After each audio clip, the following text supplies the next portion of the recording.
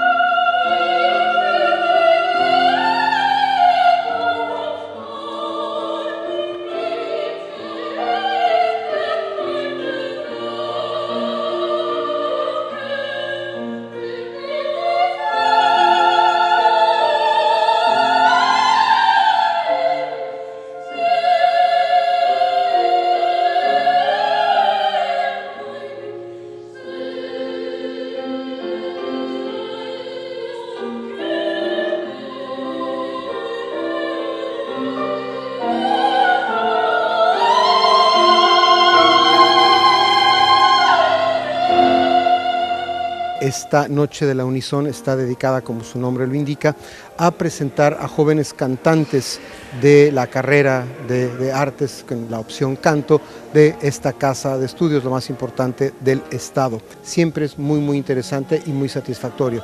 Pero lo que complementa esto es que pasan los años y de pronto algún cantante o alguna cantante que uno escuchó aquí como esa obra en proceso incipiente, de pronto nos enteramos que está debutando con un recital profesional, que está haciendo su primer papel en una ópera.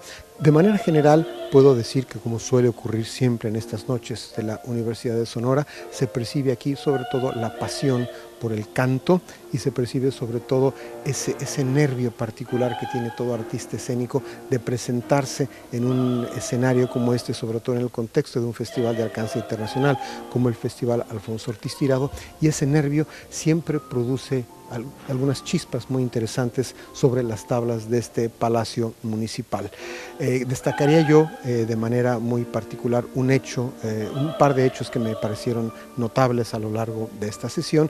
Es que en este sentirse mejor en tal o cual región del repertorio, me pareció particularmente destacado el hecho de que Jessica Pacheco, una de las sopranos de esta noche, parece que de pronto se siente a sus anchas como pez en el agua en el repertorio de zarzuela, que me pareció que le queda muy bien. Y el otro comentario particular que haría es que, si bien las 4 están en puntos particulares, no solamente de su desarrollo vocal, sino lo que es importantísimo para cualquier cantante de ópera en potencia, de su desarrollo como actores en este caso como actrices, me parece que la que en este momento tiene una presencia escénica más sólida, más desparpajada, más asumida y de mejor variedad en el trazo escénico tan discreto como puede ser aquí, es Vianney Lagarda. El resto serían comentarios técnicos que no me toca hacer a mí, puesto que no soy un especialista, pero insisto, a mí cada año, de los años que he estado viniendo al FAOT, me interesa particularmente y siempre es algo muy, muy satisfecho de estas noches de la Universidad de Sonora. Insisto, hay pocas cosas más interesantes que ver y escuchar estas obras en proceso, que son las y los jóvenes cantantes de la Unison que se presentan aquí y que con el paso del tiempo nos vamos encontrando en derroteros, en caminos, en trayectorias ya completamente profesionales.